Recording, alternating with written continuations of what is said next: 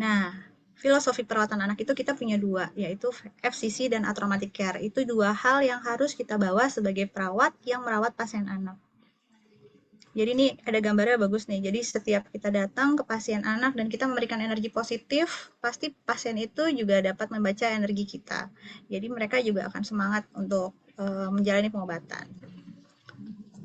Setelah landasan kita tahu nih, oh perawat anak itu harus punya dua landasan, yaitu FCC dan traumatic care dalam mengintervensikan semua tindakan-tindakan terapeutik kita ke pasien. Kita mau tahu nih, FCC itu apa sih sebetulnya? Kalau di Indonesia ini sih perawatan berbasis keluarga.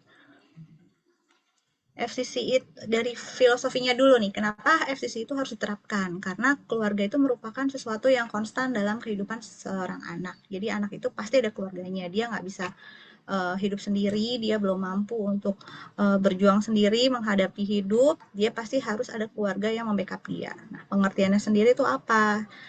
FCC itu adalah suatu pendekatan terhadap perencanaan, penyampaian, dan evaluasi pelayanan kesehatan didasarkan pada kemitraan yang saling menguntungkan antara penyedia layanan kesehatan, pasien, dan keluarga. Jadi, tiga hal ini harus saling menguntungkan dan harus saling berkesinambungan. Fokus FCC apa? Kita benar-benar meletakkan keluarga sebagai bagian dari kehidupan anak. Dan sistem pelayanannya itu harus mendukung, menghargai, mendorong, dan meningkatkan kekuatan dan kemampuan keluarga. Sistem pelayanan itu apa aja? Itu bisa fasilitas kesehatan dan petugas kesehatan ataupun penunjang-penunjang lainnya. Nah, konsepnya ada dua, enabling dan empowerment.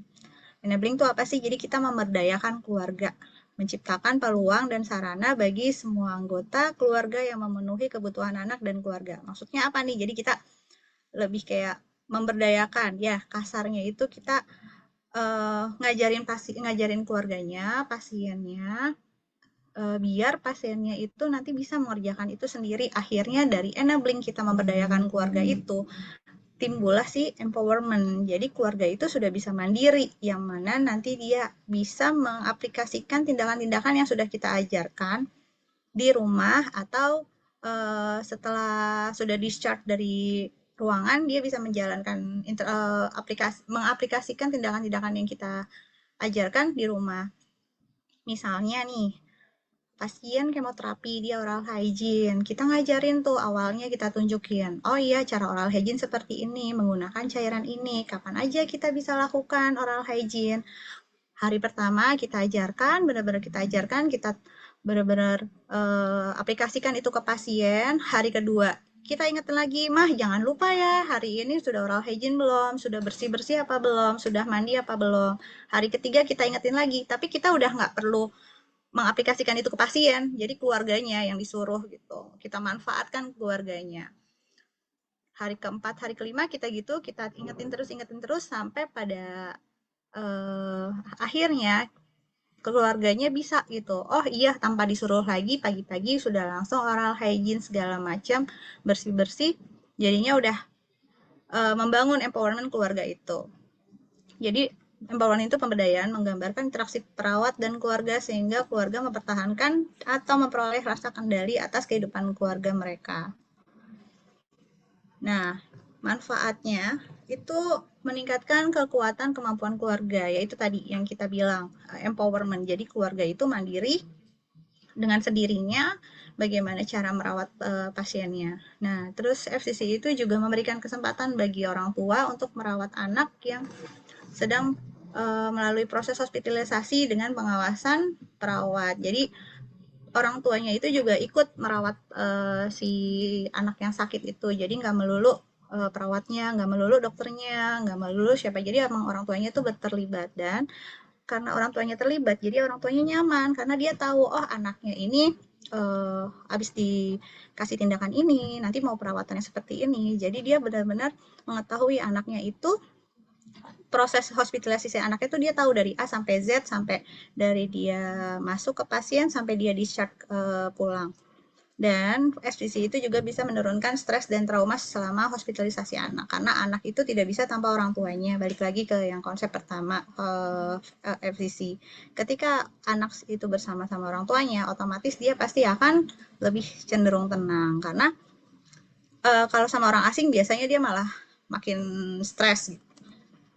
Nah, manfaat FCC bagi perawat itu apa aja? Bisa yang pertama, meningkatkan pengambilan keputusan klinis berdasarkan informasi yang lebih baik dan proses kolaboratif. Jadi si kita tahu tuh karena kita udah sering komunikasi sama keluarganya. Jadi keputusan klinisnya itu yang diambil keluarga itu jadi lebih cepat karena kita sudah banyak ngobrol pasien yang dan keluarganya sudah trust sama kita. Jadi pengambilan keputusan kalau ada apa-apa itu lebih cepat.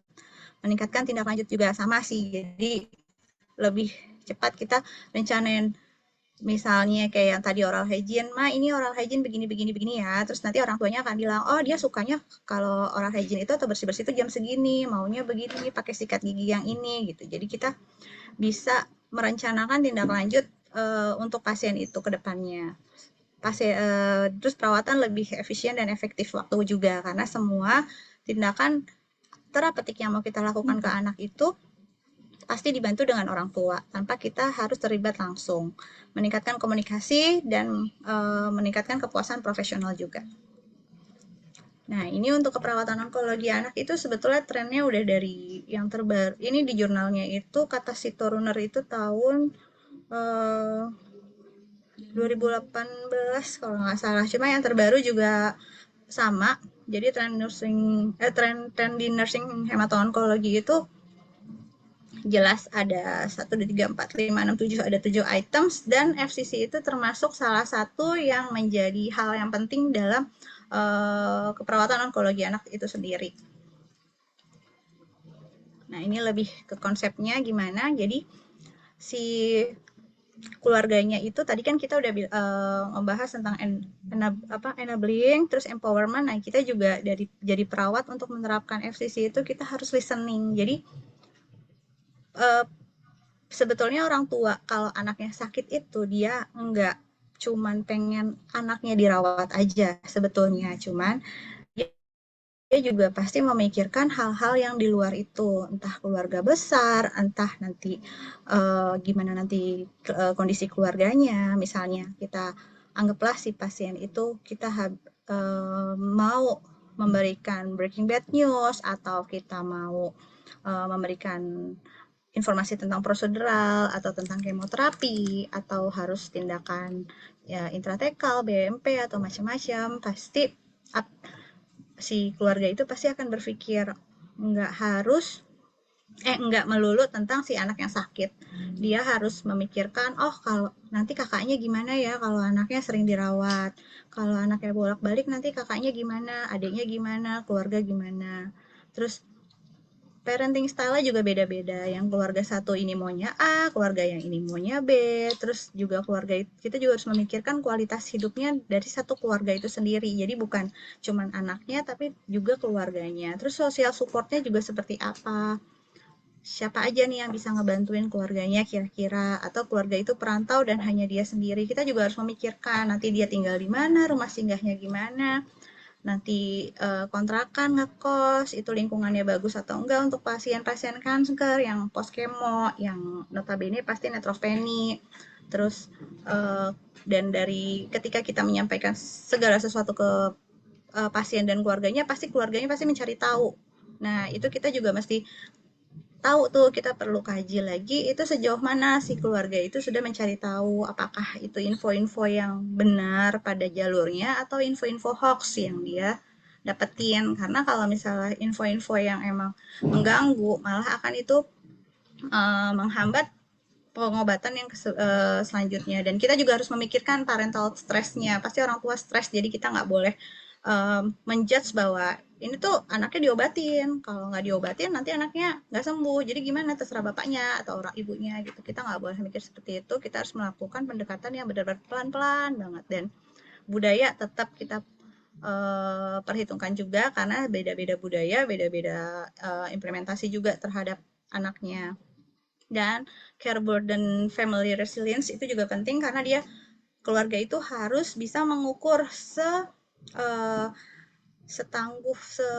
sekuat apa gitu dia bisa menghadapi anak yang sakit dengan keluarganya yang di rumah atau enggak kehidupan ekonominya. Nah, itu semua. Nah, itu konsep FCC itu benar-benar meliputi semuanya. Belum lagi nanti ada pendapat kakek, nenek, tante, om. Nah, itu kita harus memikirkan itu semua. Nggak cuman melulu si anak atau sekedar anak dan orang tuanya aja. Nah, itu nanti bisa kita ngobrolin bareng-bareng gimana baiknya atau mereka butuh bantuan. Nah, kita itu bisa pelan-pelan kita omongin dengan keluarga. Nah, dari itu semua sebetulnya mengambil satu kesimpulan bahwa SCC itu harus kolaboratif. Kolaboratif itu antara pasien, keluarga, dan praktisi kesehatan. Jadi, keluarga itu akan senang kalau misalnya dia ikut bukan ikut campur sih ya, lebih ke dilibatkan dalam pengobatan anak dari awal dia terdiagnosa sampai pengobatan, bahkan sampai selesai pengobatan. Nah, kolaborasi itu penting dalam tim, tidak lupa dengan komunikasi yang jelas, komunikasi efektif, mengenali anggota keluarga sebagai ahli dalam perubahan status pasien. Dan misalnya ada temuan-temuan itu kan juga kita butuh keluarga, misalnya anaknya tiba-tiba sesak, tiba-tiba pucat, itu kita juga butuh keluarga yang memberitahunya. Nah, hambatannya ada aja dalam penerapan FCC. Pertama, perbedaan persepsi terkait dengan konsep hospitalisasi, dampak hospitalisasi, dan konsep FCC-nya tersebut itu kadang beberapa itu konsep tuh pasti beda-beda antara perawat sama pasiennya. Misalnya nih kayak sebetulnya keluarganya tuh maunya, ada juga keluarga yang maunya oh ya udah anaknya sakit ya udah perawatnya lah atau dokternya lah gimana itu anaknya biar nggak sakit, ada yang seperti itu. Padahal FCCD kita adalah kita memandirikan keluarganya, gimana caranya biar kedepannya itu anak akan lebih nyaman bersama orang tua ketimbang sama perawat atau sama dokter. Terus pengetahuan jelas karena beda-beda pengetahuan dan pendidikan kesehatan ini di keluarga bisa, di keluarga besar bisa, bahkan di perawat, dokter atau tenaga kesehatan yang lain tuh juga bisa. Dan kepercayaan budaya jelas itu sangat-sangat mempengaruhi. Ini contoh-contohnya untuk FCC. Ini saya ambil dari UK. Terus yang ini juga jadi lebih ke komunikasi. Kita komunikasi lebih ke orang tua bagaimana nanti menghadapi anaknya selama perobatan, karena anak itu pasti lebih nyaman dengan orang tuanya bukan dengan kita. Apalagi setiap kita datang pasti anak-anak tuh pasti akan nangis. Nggak ada di dunia ini yang anak itu sama perawatnya tuh mau 24 jam terus, yang nggak nangis sama sekali. Terus ini juga dari internet dan ini salah satu dari ruangan kita juga sering soal sebetulnya, cuman foto-fotonya kurang kurang apik menyimpannya, jadi salah satunya. Nah, yang pembahasan terakhir itu tentang traumatic care. Latar belakang kenapa traumatic care itu dibutuhkan, karena pasien dengan kanker atau anak dengan kanker itu pasti pengobatannya memberikan efek pada fisik dan psikologis, dan akhirnya kalau ke anak itu mempengaruhi pertumbuhan dan perkembangannya serta kualitas hidup si anak. Pasien kanker itu nggak mungkin pengobatannya itu cuma seminggu selesai, kayak DBD seminggu 10 hari selesai, udah nggak, dia pasti lama dari masuk fase induksi, dari sampai intensifikasi itu tuh melalui proses yang lama, dan dia pasti bolak-balik ke rumah sakit, kontrol, cek lab, nanti ada ngedrop ke IGD. Jadi anak tuh sering banget mengalami proses hospitalisasi yang akhirnya menjadi anak tuh stres, trauma. Jadi dibilang deh kontrol yuk, langsung stres karena kebayang perawatnya, kebayang dokternya, kebayang petugas lab, kebayang harus dicekokin obat. Nah, kita tuh tujuan dari atraumatik itu adalah mengurangi stres dan traumanya. Kita putus hubungan itu dengan anaknya itu stres dengan atraumatic care. Gimana? Ya mungkin tetap stres sih, tapi setidaknya mengurangi paling tidak ketika dia ayo kontrol, oh ya udah anaknya ya udah mau. Nah, awalnya kita bahas dulu nih hospitalisasi pada anak tuh apa. hospitalisasi anak itu adalah suatu keadaan krisis pada anak saat anak sakit dan dirawat di rumah sakit. Keadaan ini terjadi karena anak berusaha untuk adaptasi dengan lingkungan asing dan baru, yaitu rumah sakit. Pasti anak-anak stres tuh kalau awal ke rumah sakit. Sehingga kondisi tersebut menjadi faktor stresor bagi anak, baik terhadap anak maupun orang tua dan keluarga. Nah, anak dengan kanker itu tuh mengalami proses hospitalisasi lebih sering dan berulang karena pengobatannya cukup lama. Perasaannya jelas takut, kesal, bosan, cemas, semuanya campur aduk. Sama lah kayak kita, cuman memang kita harus pikirkan kalau anak kecil itu copingnya tidak sebagus kita yang sudah dewasa. Nah, faktor yang menimbulkan stres saat hospitalisasi lingkungan rumah sakit, jelas melihat masuk rumah sakit, gedung besar, terus baunya, bau obat, bau lab, bau alkohol, terus ketika di rumah sakit dan dia mengalami rawat inap, pasti berpisah dengan orang yang sangat berarti, entah itu kakek, nenek, entah ibunya aja, entah ayahnya aja, atau misalnya dia punya kucing yang dia sayang, atau dia punya boneka yang dia sayang, harus ditinggalin. Terus yang bikin stres juga itu kurangnya informasi orang tua, anak itu sama. Jadi anak sih terutama, apalagi remaja, kenapa dia dirawat, kenapa dia harus diinfus, kenapa dia harus dikasih obat, kenapa dia harus sakit. Lalu untuk yang anak-anak usia sekolah sama remaja, itu jelas dia kehilangan kebebasan dan kemandiriannya, yang harusnya dia bisa main, dia bisa sekolah, dia bisa main bola, nonton. Nah, dia tuh jadi terbelenggu di ruangan, terus diinfus, jadi nggak bisa gerak. Nanti kalau gerak infusnya bengkak, ditusuk lagi. Jadi anak itu benar-benar terputus banget yang kebebasan dan kemandiriannya. Nah, pengalaman yang berkaitan dengan pelayanan rumah sakit karena dia hospitalisasi berulang, makanya dia akan stres setiap ke rumah sakit. Atau perilaku interaksi kepada petugas rumah sakit, biasanya nih kalau ketemu tenaga kesehatan yang judes, galak, atau apa gitu. Makanya kalau misalnya ke bagian anak tuh biasanya ngelihat perawat-perawat anaknya tuh udah kayak anak-anak. Karena apa? Karena kita benar-benar berusaha menimbulkan atau membuat suatu positive vibes ke ruangan. Jadi anak-anak tuh juga seneng. Jangan sampai dia perawat datang pasti nangis. Nah, terus traumatic itu apa sih? Nah, dia tuh lebih ke tindakan medis yang mengurangi stres dan fisik yang dialami anaknya sakit dan keluarganya dalam perawatan kesehatan. Jadi intinya sih segala sesuatu yang kita lakukan itu harus mengurangi nyerinya dia atau mengurangi stresnya dia. Traumatic care itu di mana aja, jadi ngapain aja, jadi kapan aja diterapkan setiap kita melakukan pelayanan terapeutik. Tempatnya di mana aja di pelayanan kesehatan.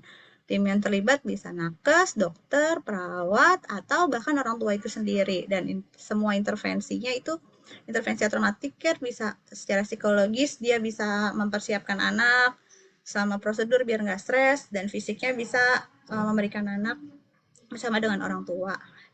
Tujuannya itu sebetulnya do no harm. Jadi prinsipnya emang dia nggak boleh tersakiti, dia nggak boleh terpisah dari keluarganya, dia juga nggak boleh harus diminimalisirkan cedera dan rasa sakit, dan kita juga tidak boleh melakukan kekerasan, dan kita juga harus memodifikasi lingkungan. Nah, manfaatnya apa? Cemas menurun, masalah psikologis dan stres anak tidak terjadi, akhirnya tumbuh kembang optimal. Ketika itu, anak juga lagi santai melanjutkan pengobatan. Dengan dia lebih santai, dia lebih tertib, dia teratur, akhirnya pengobatannya berhasil. Penerapannya beda-beda untuk setiap tingkatan usia. Dari yang bayi, toddler, prasekolah, sekolah, atau remaja. Kalau infan ya lebih digendong-gendong, dipeluk, diajak ngobrol. Kalau toddler lebih ke main, prasekolah juga main, sekolah tuh lebih suka usia sekolah tuh lebih suka dengan kartun heroes, dan remaja ya lebih ke gadget sih, tapi kita gimana mengarahkannya biar gadgetnya itu lebih ke positif. Hambatannya mirip-mirip sih sebetulnya sama FCC. Nah, apa sih tindakannya yang bisa bikin traumatis? Ya misalnya dia ada pembedahan. nyeri, pasang infus, dia mikir harus dibedah, terus pas kemo dia mual muntah, sariawan, terus dia nggak mau kemo karena habis kemo pasti enak, diare, terus nanti infusnya bengkak, terus harus ditusuk berulang kali buat pasang kemo, setiap datang di infus 3 hari bengkak, tuh. Terus bisa juga kalau misalnya dia mengalami radioterapi, dia kulitnya sakit, terbakar, sampai bengkak merah, sampai luka lecet, sampai luka bakar grade 2, terus atau enggak misalnya dia post transplant sumsum tulang, ya itu efeknya itu benar-benar netropenis sekali, bisa sariawan berat, diare berat, dan dia juga tetap harus menjalani kemoterapi. Nah, traumatis yang lainnya tuh misalnya dia ke CT scan, dia harus diinfus masuk ke terowongan, atau misalnya ketemu dokter ronda pun dia juga pasti langsung stres gitu. Nah, ini salah satu, nggak salah satu sih, nanti ada beberapa penerapan traumatic care. Ini ada sumbernya juga untuk jurnal-jurnal yang udah diterapkan. Traumatic care yang ini akupuntur. Akupuntur sudah dipakai sih di ruangan kami. Itu kita kerjasama dengan dokter akupuntur. Kalau yang untuk needle ini, biasanya dokternya menawarkan untuk yang pasien-pasien remaja yang sudah paham untuk mengurangi mual muntah, sama cancer pain juga bisa. Terus ada needle plaster. Needle plaster itu di dalamnya ada jarum, microneedle plaster ya. Jadi plaster, jarumnya tuh kecil banget, dia bisa dibawa pulang sampai seminggu. Jadi ketika dia mual sekali atau nyeri, dia bisa dirangsang sendiri. Sama ini pressure. Ini bukan jarum tapi cuma bola-bola aja. Ini untuk akupuntur. Ini sudah dipakai. Terus ini juga pemberian EMLAH sih kalau untuk anestesi topikal yang sudah ada di jurnal dan sudah ada di kita buat infus. Tapi ini kalau infus itu memang kita pastiin dulu sih, kita kelihatan pembuluh darahnya udah pasti, jadi itu bisa diaplikasikan. Atau biasa juga kita buat untuk sebelum pemasangan chemoport atau buat penyuntikan leukogen dan lain-lain. Ini untuk jurnalnya itu lebih ke untuk vaksin sih, jadi kan intinya sama. Terus ini untuk sekarang buat IT atau BMP itu udah pakai sedasi, jadi anaknya itu udah nggak takut lagi disuntik. Kalau dulu tuh cuman dioles EMLA, terus langsung ditujus. Jadi anak tuh kebayang sakitnya kayak apa. Jadi kalau udah mau IT, BMP pasti anaknya stres. Nah ini dengan ditidurkan, tahu-tahu bangun, jadi anaknya itu mengurangi rasa trauma. Terus untuk VR, ini bisa dipakai kalau untuk jurnalnya itu VR-nya untuk pemasangan chemoport. Cuman kita belum nyoba di ruangan, kita pernah nyobanya itu untuk pemasangan infus, ya lumayan sih membantu, tapi biasanya bisa untuk pasien-pasien yang emang udah paham, kayak pasien usia sekolah 12 tahun ke atas sampai remaja. Nah ini karena tadi kita bilang kemoterapi itu pasti penusukan berulang dan resiko ekstravasasnya besar. Jadi kita dari awal alangkah baiknya untuk edukasi ke orang tua, gimana kalau kita pasang untuk akses vena besar gitu. Biasanya kalau untuk kemoterapi kita menyarankannya kemoport. Kalau untuk Hikman kita di Indonesia kan belum ada untuk alatnya. Jadi kita lebih mengarahkannya untuk bagaimana pakai port aja. Jadi anaknya nggak usah tusuk-tusuk, bisa untuk ambil darah juga.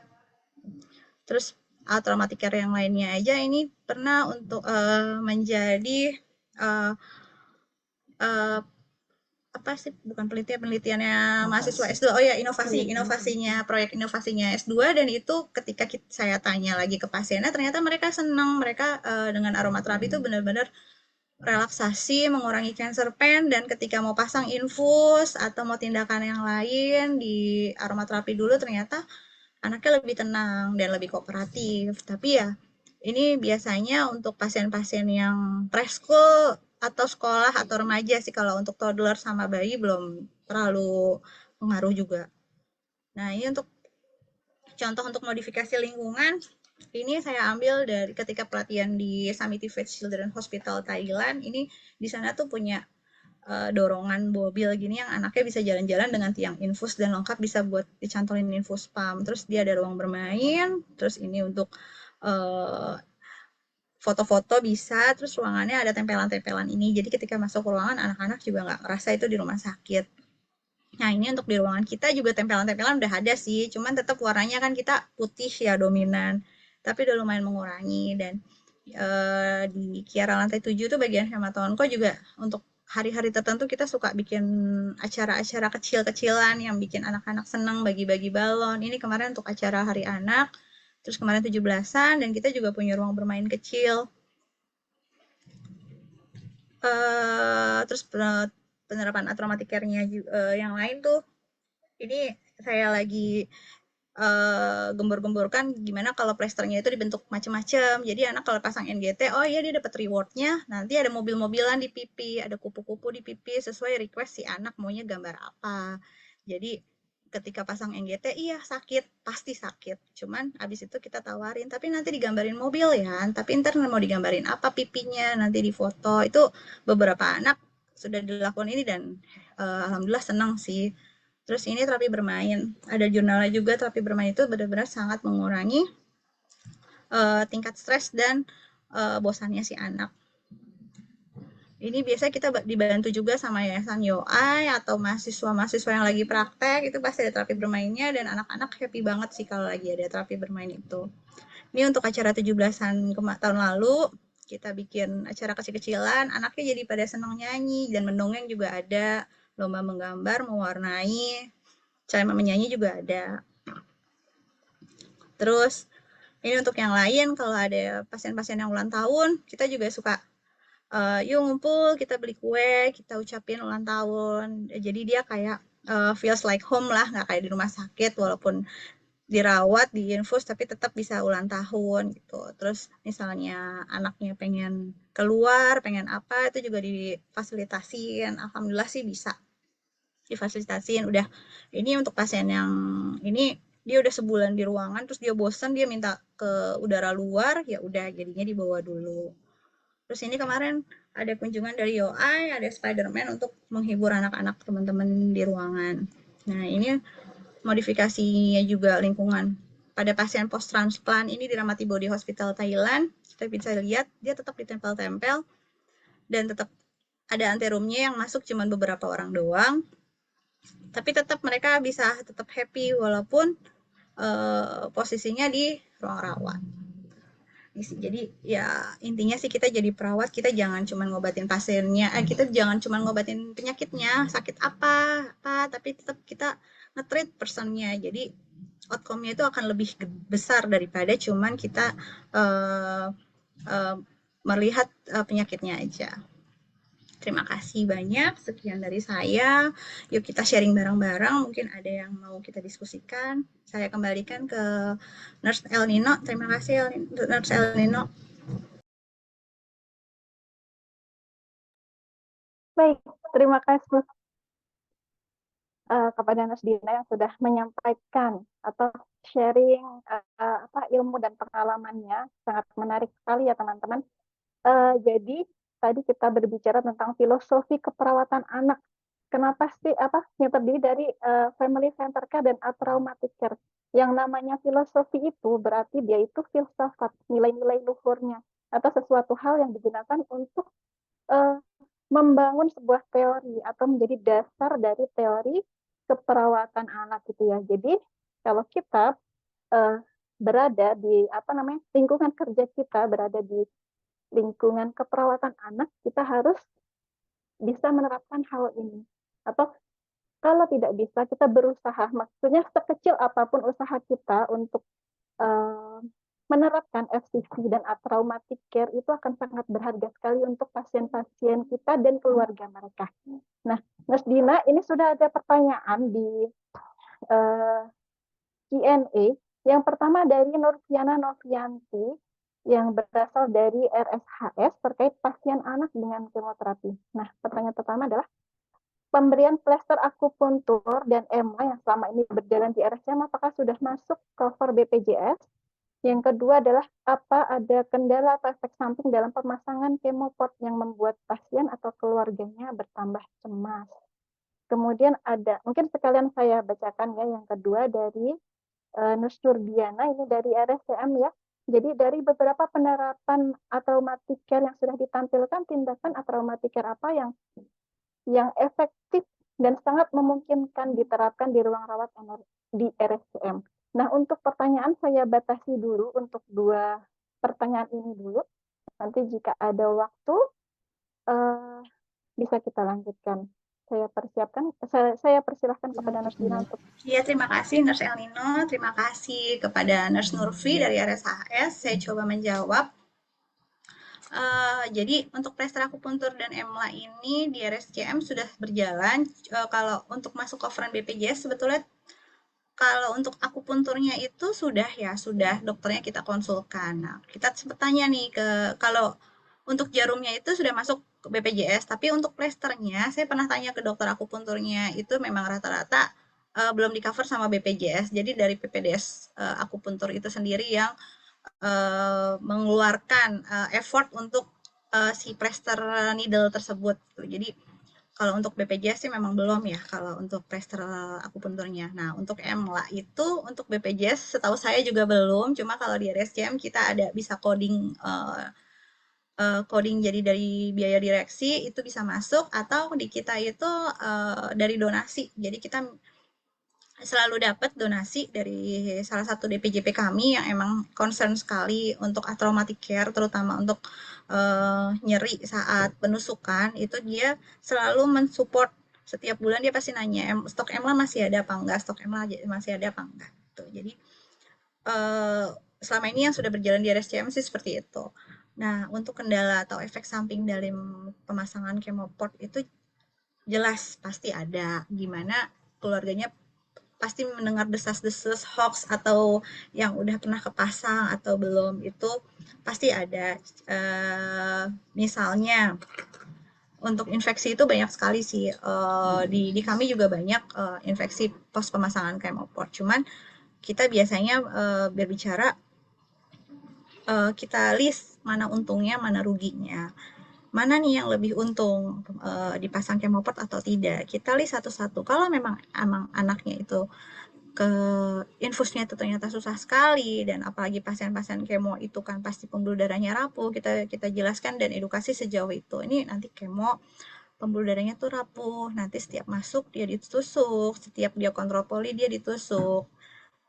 Dan efek samping ekstravasasi karena kemoterapi itu jauh lebih besar kerugiannya dibandingkan jika kita memasang kemoport. Jadi biasanya kalau perawat kami kalau pasiennya sudah mulai uh, mau nggak mau keluarganya mau nggak mau untuk pasang kemo setelah kita edukasi ya biasanya kita list mana nih keuntungannya mana kerugiannya plus minusnya itu kita berbandingkan mana yang lebih banyak manfaatnya mana yang lebih banyak mudaratnya itu sih dan alhamdulillah uh, banyak juga yang tertarik tuh kemoport dan kita biasanya membawa salah satu pasien yang emang sukses dengan kemoport kita bawa ke situ dan nanti mereka sharing gimana tuh kalau kemoport gimana dia lebih sering seperti itu. Terima kasih Nurse Nufi. Terus yang kedua dari Nurse Nudiana, terima kasih untuk tindakan traumatic care yang efektif yang bisa diterapkan di RSCM itu yang tadi saya tampilin sih alhamdulillah sudah sering kita lakukan ya Bu. Jadi di di di di sela-sela waktu kesibukan kami yang emang sebetulnya dengan kesibukan sekarang dengan beban kerja yang sekarang dan perbandingannya itu untuk mengaplikasikan traumatic care itu sendiri itu sulit sekali. Boro-boro ngobrol sama pasiennya, sedangkan instruksi udah berjejer. Cuman di sela-sela kesibukan seperti itu, ada kalanya kita juga pengen tuh deket sama pasiennya. Bahkan kadang teman-teman tuh malah overtime demi untuk bisa main sama pasiennya. Jadi kerjanya masih banyak nih, dia selesaiin dulu kerjaannya. Nanti setelah selesai dinas, tiba-tiba dia ke tempat pasiennya, dia ngobrol-ngobrol di situ, dia main. Jadi kadang-kadang tuh teman-teman suka pulang overtime juga demi bisa menerapkan si terapi bermain itu biar pasiennya nggak ketakutan. Karena melihat dengan kesibukan perawat tuh udah jelas kita nggak bakal sempet lah buat yang tadi saya sampaikan. Dan untuk penerapannya biasanya kita dibantu sama teman-teman mahasiswa itu lumayan banget sih. Jadi apa namanya lumayan banget membantu untuk mahasiswa. Jadi untuk sekali-sekali datang untuk memberikan terapi-terapi tersebut. Begitu Bu, terima kasih. Ya, saya kembalikan kepada Nurse El Nino. Baik, semoga tadi penjelasan dari Anas Digna bisa menjawab pertanyaan dari teman-teman, tapi karena ini kita harus move on ke webinar selanjutnya, yaitu topiknya tentang manajemen gejala.